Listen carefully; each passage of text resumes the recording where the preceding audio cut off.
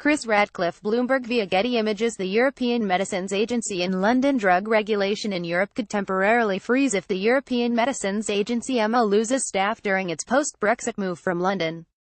Up to 70% of its 900 staff have said they would quit if the agency relocated to some of the cities bidding to host the organization. According to a battle plan drawn up by agency management, failure to retain enough staff would result in a shutdown of essential operations until more people could be hired. If fewer than 30% of the staff move with the agency to its new destination, to be decided next month, it would cease operation, Guido Rossi, the agency's executive director, told Nature. The EMA, an agency of the European Union, needs to leave London, where it has been headquartered since 1995, as a result of Brexit. In addition to its permanent staff, the agency hires many other experts on a short-term basis. Following an internal staff survey undertaken in September, the agency urged European heads of state to pick a location to which at least 65% of staff would relocate. Bids for a home. Some 19 cities across Europe have applied to host the prestigious organization. Last week, the EMA released its own assessment of the applications, and warned that several locations are entirely unsuitable for the agency's location. Proposals for Sofia, Malta and Warsaw met almost none of the requirements put forward by the agency and could result in huge staff losses, Rossi warned. Amsterdam was the most popular alternative to London.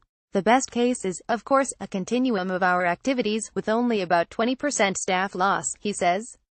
The worst-case scenario we have come up with is 94% staff loss. For our business continuity plan, we found 3 levels of activities we can delay, put on hold or stop completely.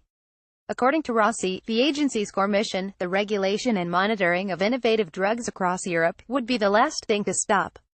But even with 50% staff loss, the agency would have to reduce advisory support to new research projects, which could stall work on innovative medicines, he says. The European Medicines Agency chief raises alarm at forced relocation. The agency assesses all medicines, including veterinary products, to be sold on the European market, and passes on recommendations to the European Commission for authorization. It evaluates reports of adverse reactions and, if necessary, works with national agencies to ban medicines that are suspected of being dangerous. The EMA also has in-house scientists who provide advice to drug developers on which criteria they need to fulfill to get a product passed. In 2016, the agency recommended 81 new medicines for authorization and answered more than 450 requests for scientific advice. Medication mediation. The European Federation of Pharmaceutical Industries and Associations, headquartered in Brussels, has called on member states to put the agency's well-being first when choosing a location. There are many cities that could have the right criteria for the agency to settle, said a spokesman. There is a potential for disruption, but also a potential for harmony. It all depends on what you choose. In the United Kingdom, pharmaceutical companies worry about how they will get their medicines approved after Brexit. The Bioindustry Association, a group of British life sciences companies, has backed a UK government proposal to maintain authorizations for medicines granted before Brexit and the continuation of work with the agency during a transition period. The alternative, organizing and delivering a wholesale change, would be a gargantuan task for companies and regulators across the UK and Europe, says Steve Bates, the association's chief executive officer.